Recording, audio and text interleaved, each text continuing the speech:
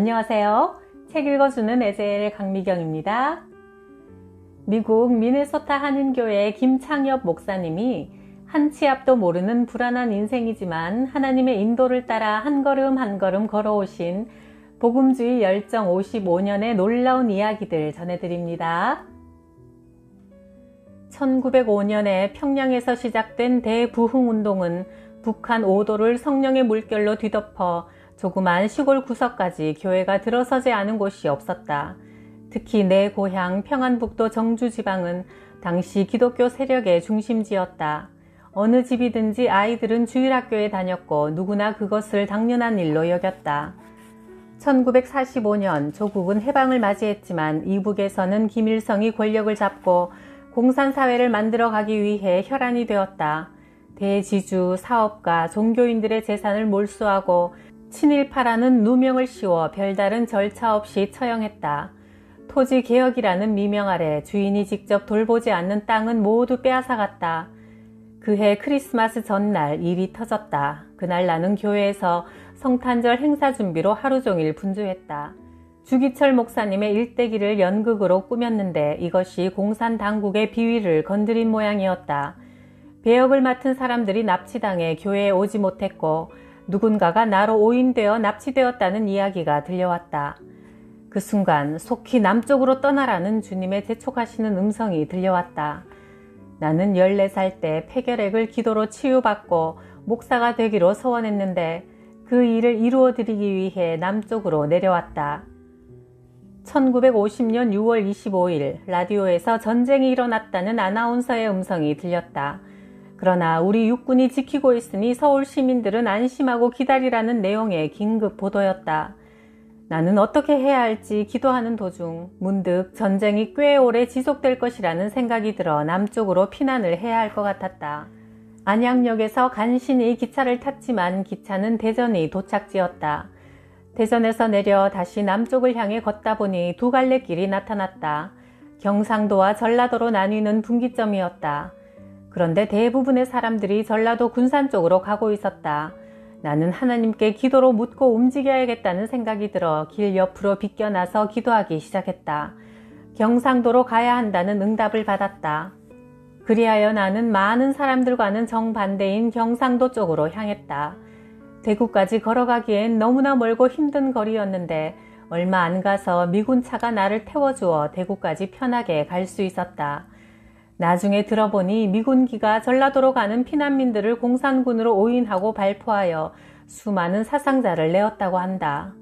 하나님께서 나를 통해 더 하실 일이 있으셔서 그때 나를 생명길로 인도하셨으리라 믿는다. 우리는 한 시간 앞의 일도 알 수 없는 존재이니 그저 매 순간마다 하나님을 의지하며 성령님의 인도하심대로 걸음을 옮기는 것뿐이라는 사실을 너무도 분명하게 배운 경험이었다. 그러던 중 장로의 신학교가 부산에서 다시 문을 열어 나는 드디어 신학교에 입학하여 목회자의 길을 걷기 시작했다. 1959년 미국으로 유학 와서 뉴욕 신학대학원에서 공부할 때 많은 신학생들이 방학이 되면 학비를 벌기 위해 공장에서 일했다.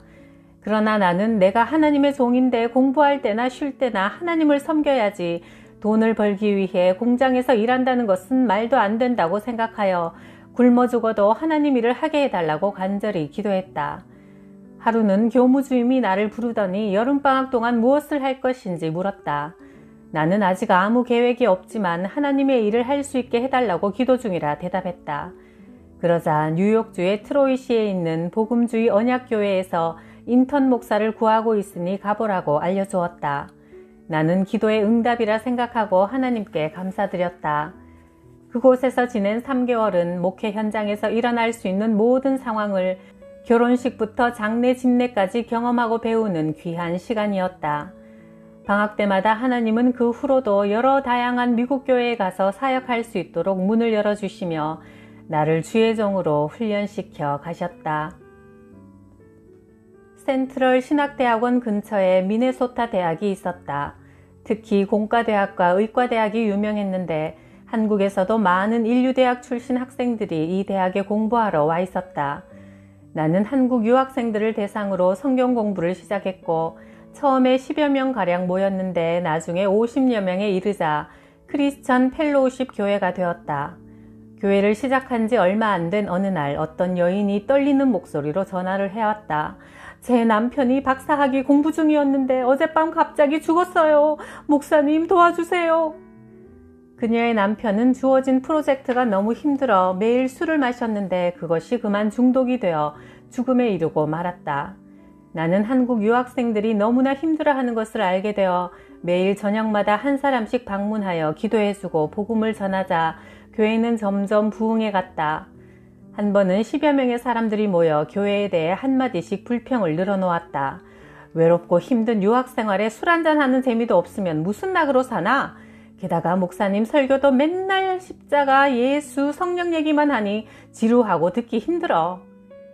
그래서 내가 이렇게 답변했다. 여러분 가운데 의사가 몇 분 계시는데 환자가 여러분이 처방한 약을 써서 못 먹겠다고 하면 그냥 먹기 좋은 달콤한 약으로 바꾸어 주겠습니까? 나는 영적인 의사입니다. 하나님께서 나를 목사로 만들 때 철학을 말하고 심리학을 말하라고 하지 않았습니다. 단지 하나님의 말씀만 전하라고 하셨습니다. 구약과 신약만이 영혼을 살리고 인생 문제를 해결하는 명약입니다. 그러자 학생들이 머리를 숙이며 말했다. 목사님, 우리를 참 믿음의 사람들로 훈련시켜 주십시오. 하나님의 말씀 위에 굳건히 바로 서자 교회는 계속 부흥했다. 1959년 미국의 유학과 달라스 신학대학원에서 첫 해 공부를 마치고 난 여름, 뉴욕 브루클린에 있는 복음주의 개혁교회에서 여름 동안 사역할 사람을 구한다는 소식을 듣게 되었다. 예전에는 선교에 힘쓰던 교회였는데 성경의 권위를 인정하지 않는 자유주의 신학 성향을 가진 목사가 부임하면서 교인들의 영성이 떨어질 대로 떨어져 있었다. 예배당 건물은 화려하고 웅장했으나 주일이면 예배당이 텅텅 비어 생명력을 잃어가고 있는 교회였다. 교회에 처음 도착해 보니 나를 위한 환영 파티가 준비되어 있었다.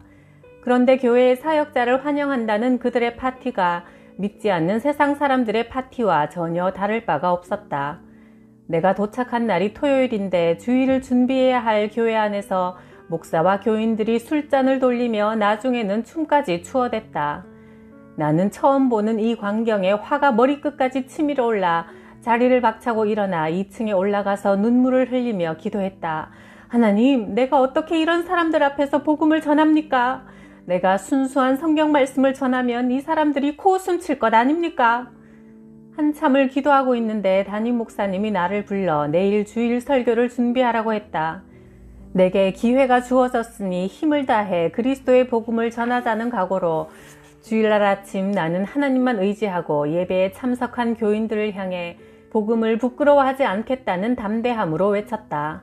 예수 그리스도가 십자가에서 죽으시고 부활하심은 우리를 구원하기 위함이요 성령의 충만함을 받아 기도와 전도에 힘쓰는 삶을 사는 것이 구원받은 자의 사명임을 서투른 영어로 선포했다. 예배를 마치고 사람들과 인사를 나누는데 모든 사람의 눈이 눈물로 젖어 있었다. 제가 25년 만에 참으로 귀한 생명의 말씀을 들었습니다. 귀한 목사님을 만나서 감사의 눈물이 나왔어요. 심지어 담임 목사님이 당신이 진짜 이 교회 목사요 라고 했다. 나는 용기를 얻어 교인들의 명단을 달라고 하여 하루에 서너 명씩 만나 신방을 하면서 구원의 확신을 확인해 보았다. 그러나 안타깝게도 구원의 확신이 있는 사람이 단 한 사람도 없었다. 그저 교회에 5월에 다녔다, 유아 세례를 받았다, 집사 장로라는 것만 이야기할 뿐이었다. 그런 그들에게 예수의 복음을 다시 한번 구체적으로 전했다. 그들은 하나같이 순수한 말씀 앞에 너무도 진지했다. 보혈의 능력이 그들의 삶의 문제와 마음의 상처를 만지고 치유해 나가기 시작했다. 그들 모두 눈물을 쏟으며 자신이 죄인임을 인정하고 하나님 앞에 회개의 기도를 드렸다. 모두들 새롭게 발견한 하나님의 은혜에 감격하여 어린아이같이 기뻐서 어쩔 줄 몰라 했다. 그런데 정작 미국인 담임 목사는 평소 신방도 하지 않고 집에서 별로 하는 일 없이 술, 담배와 TV 시청으로 소일하고 지냈다. 내가 신방을 마치고 늦게 집에 들어가면 밤길이 위험하니 빨리 집에 가라고 할 뿐이었다. 그와 격주로 설교했는데 내가 설교하는 날은 교인들이 많이 나왔고 담임 목사가 설교할 때는 교인들이 줄었다. 주일 오전 예배 외에는 다른 모임이 없어 나는 주일 저녁 성경 공부를 시작했다. 모이는 사람이 점점 늘어나 한 50명쯤 되었을 때 하루는 담임 목사가 나를 불렀다. 그의 집 안으로 들어서자 그 목사는 술잔을 앞에 놓고 담배를 피워 물고는 매우 화난 표정으로 말했다. 지금이 20세기인데 당신은 성령을 본 적 있어? 정말 성령이 살아있다고 믿고 있어? 만약 그렇다면 그 성령이 대체 어디에 있어? 내가 어처구니가 없어 다시 물었다. 그러면 당신이 아버지와 아들과 성령의 이름으로 세례를 주고 축도하는데 그 말을 대체 무슨 의미로 사용합니까? 당신이 삼위일체 하나님을 믿지 않으면서 교인들에게 어떻게 믿으라고 가르칩니까? 사실 난 성경에 나오는 기적들을 믿지 않소. 하나님이 말씀으로 천지를 창조했다는 말씀도 마찬가지요. 성경에 나타난 사건들 중 과학적으로 증명되지 않는 그 어떤 것도 나는 믿을 수가 없어. 예수의 부활도 천국의 존재도 확실히 모르겠소. 세상에, 목사라는 사람이 성경 말씀을 진리로 믿지 못하면서 지금까지 교인들 앞에서 성경을 가지고 설교를 해왔다니. 나는 그가 불쌍한 생각이 들었다. 술이 반쯤 취해 있는 모습이 처량해 보였다. 그는 가족관계도 좋지 못했다. 거의 매일 술을 마시고 아내에게 자주 화를 내어 그의 아내는 남편과 이야기도 하지 않으려 했다. 목회자의 가정이 이 지경이니 정상적인 목회를 기대할 수가 없었다. 이런 목사에게 맡겨져 있는 양들이 너무나 측은했다. 2해 여름을 그 교회에서 사역했는데 자유주의 신학의 병폐와 해독성을 뼈저리게 느낄 수 있었고 그리스도의 살아있는 복음의 능력도 생생하게 체험했다. 생명력을 잃어가던 교회에 영어도 서툰 외국인 목사가 와서 예수 그리스도의 십자가 복음과 성령의 역사를 선포하자 영혼들이 살아나고 교회가 2배로 부흥되는 일이 벌어졌다. 나는 미국에 와서 15년 동안 한국에 가지 못하다가 1973년 처음 한국에 와서 영락교회를 비롯한 여러 큰 교회에서 말씀을 전하고 성도들에게 말했다. 다 눈 감으세요. 그리고 예수님을 나의 구주와 주님으로 영접한 사람 손들어 보세요. 했더니 10명 중에 1명밖에 손드는 사람이 없었다. 나는 그 자리에서 다시 십자가 복음을 전했고 예수님을 믿는 사람은 손을 들어 표하라고 하니 그때서야 90%의 사람들이 손을 들었다. 나는 그들을 강대상 앞쪽으로 나오라고 초청하여 구원의 확신과 천국의 소망과 성령의 충만함을 주시기를 간절히 기도해 주었다. 그러면 그들은 눈물을 흘리며 예수님을 믿겠노라 믿음의 결단을 했다. 나는 한국 교회도 미국 교회와 다를 바 없이 복음이 필요하다는 사실을 깊이 알게 되었다. 오랫동안 교회 생활은 해왔지만 예수 그리스도를 인격적으로 만나지 못하고 구원의 확신도 없이 그저 습관적인 종교 생활을 하는 사람들이 너무나 많았다. 그리스도의 복음을 성경 그대로 순수하게 전하는 교회보다 사람의 지혜와 세상의 학문을 성경 말씀에 섞어 전하는 교회가 너무도 많다는 사실이 마음 아팠다. 1963년 미국 몬태나주의 미줄라시에 있는 복음주의 언약교회의 담임 목사로 부임하여 목회할 때 교단의 특별한 배려로 여름 5주 동안 뉴욕 유니온 신학대학원에서 강의를 들었다. 에릭슨 박사의 목회 심리학 시간대의 일이다. 에릭슨 교수가 내게 특별 과제를 내주어 나는 시카고 지역의 도서관들을 다 뒤지다시피 많은 참고 자료를 활용해 연구 논문을 준비했다. 그러고는 수업 시간에 그 내용을 발표하자 학생들이 열렬하게 박수를 보내주었다. 발표가 끝나자 교수가 내게 질문했다. 이제 여름 학기가 끝나면 당신은 다시 교회로 돌아갈 텐데 교회에 큰일이 생겼다고 가정해 봅시다. 당신이 가장 사랑하는 교인이 간음죄를 지었습니다. 당신은 목회자로서 이 문제를 어떻게 치료하겠습니까? 내가 대답했다. 나는 성경 마태복음 18장 15절 이하에서 예수님이 말씀하신 대로 치료할 것입니다. 그 사람에게 상황 설명을 솔직하게 듣고 알아본 후 그 일이 사실이라면 그가 죄를 고백하고 회개할 수 있도록 권고하고 교회 앞에 이 문제를 내놓고 온 교회가 사랑으로 덮어주며 그를 위해 기도해 줄 것을 요청할 것입니다. 그리고 집사직을 내놓고 교회를 위해 조용하게 봉사하도록 훈계하겠습니다. 그래서 그가 다시 주님 앞으로 돌아올 수 있도록 기회를 줄 겁니다. 그러나 만약 그 사람이 회개하지 않으면 2-3 사람이 함께 가서 다시 권면하고 그래도 회개를 거부하면 교회 앞에 이 문제를 내놓고 그래도 회개를 거부하면 교회의 교재 밖으로 내보내어 이방인같이 여겨야지요.